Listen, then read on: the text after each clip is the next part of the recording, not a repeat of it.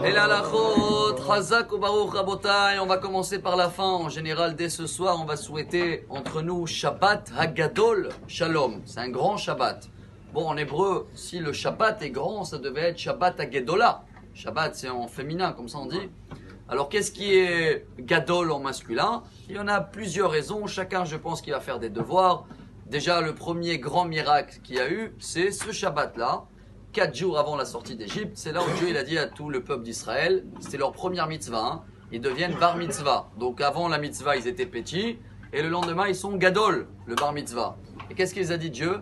Prenez le mouton, le dieu des Égyptiens, et vous allez l'attacher. Après, il fallait le tuer, mettre le sang, mettre la main dans le sang, mettre sur les mezouza, les linteaux, c'est ça, les poteaux, et sur les linteaux. Apparemment, ces deux-là, les Tunisiens, ils ont pris aussi la main, parce que quand tu mets la main avec le sang, ça te fait un 5.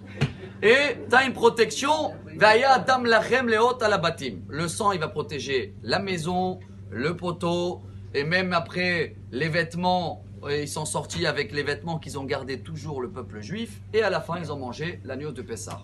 Chers amis, il y a un message pour nous énorme, parce que ce Shabbat, tout ce Shabbat à Gadol, la lecture va parler sur la lèpre.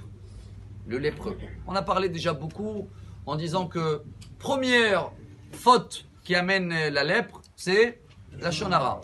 Regardez les pénitions que Dieu y donnait à l'époque. Hein.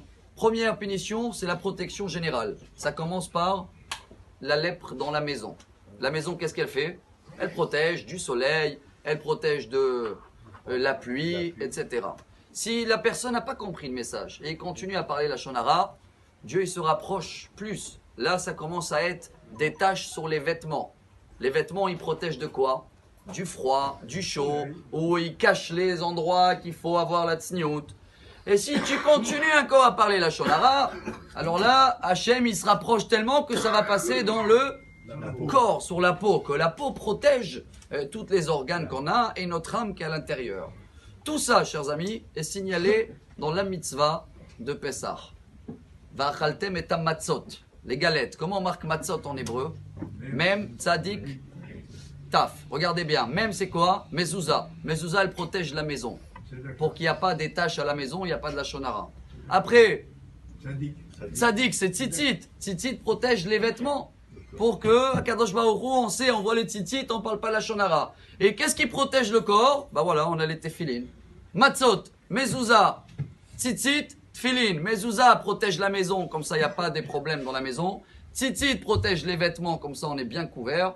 Et tefilin protège le corps. Si on arrive à comprendre que tous ces mitzvot, ils sont liés à ce Shabbat-là de la lèpre, et ils sont liés à Shabbat Hagadol, et bien à partir de ce Shabbat, on doit prendre sur nous de farmer notre bouche pour parler du mal. Et comme ça, Bezrat Hashem va avoir tous ces miracles. Et Pessah va nous protéger et il va nous donner même un Hamsa contre l'œil pour nous tous. Shabbat Hagadol Shalom. Isko les mitzvot. Amar Rabbi Elazar.